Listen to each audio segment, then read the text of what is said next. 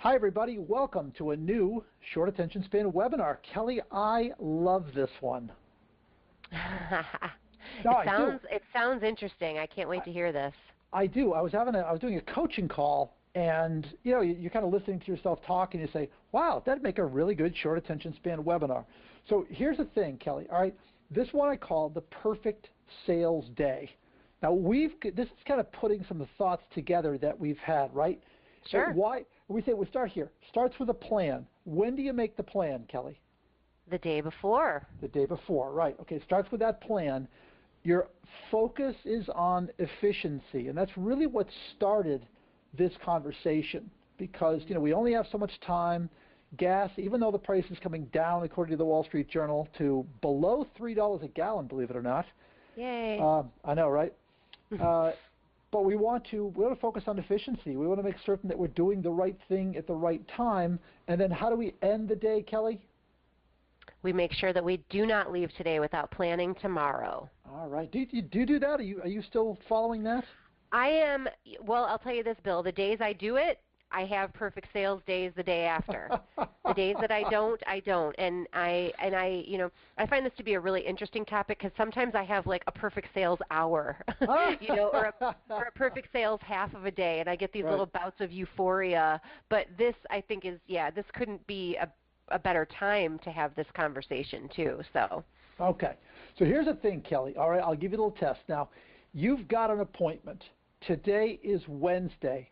The appointment is for next Monday, let's say. Let's create the perfect sales day. Okay. So here's your first priority. Tell me about this. You want a second reason to be in that area. We've already talked about why. So what's the first most beneficial and attractive reason to be in that same area? Well, again, I would think it would be dropping by on somebody else that's in the area, because I think what you're getting at here is, you're going to drive, if in many cases you may drive an hour to get to an appointment. So we want to make the most of that occurrence. We want to jam pack as much other sales activity into every moment, kind of as you talked about, in service of efficiency. Heck, if I'm going to go into the city, I better go and see somebody else while I'm there. I'm going to pay for parking and all this stuff. So I should either, as you say, schedule a second appointment with somebody else and say, hey, I'm going to be there at 10. How about I meet you at 11? Perfect. Or I'm going to do, as you mentioned here, a prospecting follow-up, which is, in this grand scheme of trying to reach somebody that we really, really, really want to do business with, we may just, after having called and sent letters and sent voicemails and sent emails, we may just pop in and say, I was really hoping I could get a chance to shake your hand, that kind of thing.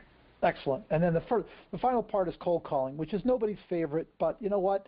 If I've got an 8:30 appointment and an 11 o'clock appointment and I got an hour, why not? Why not? Stop by, knock, bang on the door, do some recognizance, even walking through a lobby, grabbing whatever literature there is, sizing a company up. That's definitely the way to do it. Now, we don't want you to be doing anything else when you're behind the wheel but focusing on the road. That said, you can still have activities to do on the way there and on the way back. So, for example, Kelly, I like to I use yellow pads of paper, big yellow legal pads, and I like to have a list of people to call. And it's not going to be a prospecting call, but it might be call Kelly Malazzi, talk to her about the next time we can get together and record some short attention span webinars, or call the plumber, make sure he's still coming tomorrow. That kind of level of call. Have something to do on the way there, on the way back. You know what else I've done, Kelly, is I might have a book on tape, something motivational like Success Through a Positive Mental Attitude by Napoleon Hill, that kind of thing. Something to just juice me up. And then the last part is this. There's going to be waiting time, right? If I'm on an appointment, I'm going to be waiting for, I don't know, I might be waiting for someone to walk out the door, or I might be waiting for someone to meet me. Mm-hmm. Anything else you can think of to improve this efficiency? Well, yeah, I mean, first of all, there's something to do while you're waiting. Now with the advent of smartphones and things like this, you can be tweeting, you could be checking Mm. LinkedIn. There's so many different things that you can be doing. Another thing I really like to do is now that I have a smartphone, I use my voice recorder a lot. It's Huh. something I'm kind of surprised about. Like I'm listening to NPR as I'm driving to this appointment, and I hear about a book that sounds really interesting, or I hear a story and it makes me think I could write a blog about this. So I talk into my voice recorder and I tell myself, don't forget this. And I'm telling you, Bill, I cannot believe how many times when I go back and listen to all my recordings, I have completely forgotten the things that I said to myself, and I am just like, this voice Well, recorder, this smartphone is saving my life. I'm telling you, it's amazing. yeah, well, bad news. I got 10 plus years on you. It gets worse. Oh, You know, the whole memory thing. Hey, yeah. listen, there's our perfect sales day, Kelly. We start with a plan, we Yay. end with a plan. We're wicked efficient on the inside, and sales go up. So that's it for today. Thank you, Kelly Malazzi. Thanks, Bill. And we'll talk to you all next week on another short attention span webinar.